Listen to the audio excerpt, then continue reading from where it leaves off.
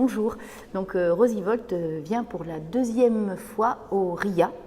Elle a eu le bonheur de venir une première fois avec la bergère tyrolienne et cette fois-ci elle vient avec une nouvelle création, donc 2016, création 2016 qui s'appelle Yadewat.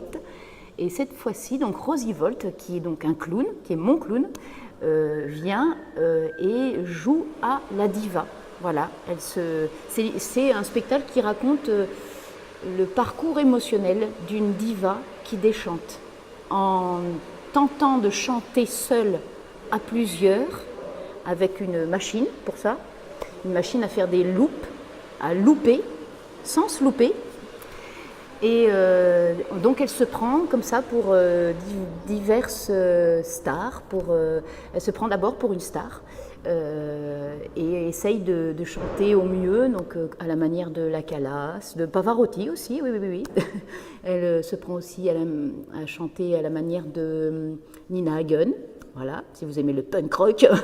Elle se prend aussi à chanter à la manière de Dalida.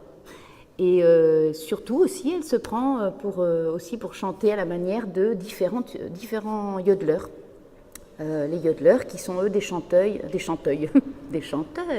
non, des chanteurs. Alors, comment expliquer ça? Je me suis mis dans l'embarras.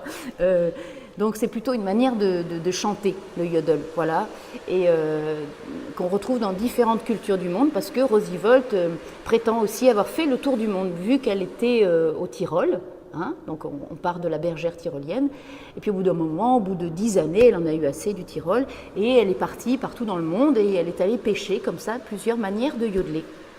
Et puis en plus, elle a réalisé ses fantasmes de diva. Et ce spectacle raconte aussi en parallèle donc la relation, le rapport entre une star et son technicien. Voilà, comment les techniciens sont maltraités par les stars, et oui, on le voit beaucoup.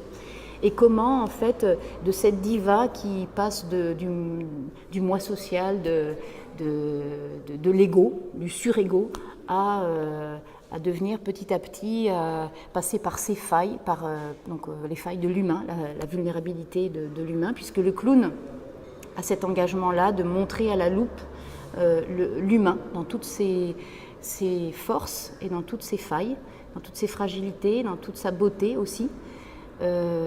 Donc là, on passe de la diva, hein, qui se prend pour la plus belle du monde, on va dire, à une petite fille de 5 ans et demi qui ne peut pas se passer de son technicien et qui, sans lui, ne serait rien.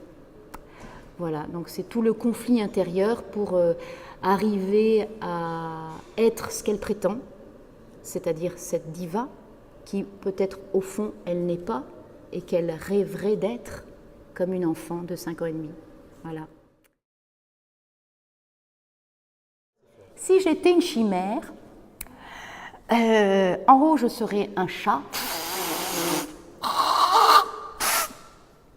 et en bas je serais une sirène. Alors je vais vous faire le poisson-chat. Attendez, je me mets dans le bon sens parce que... Hop.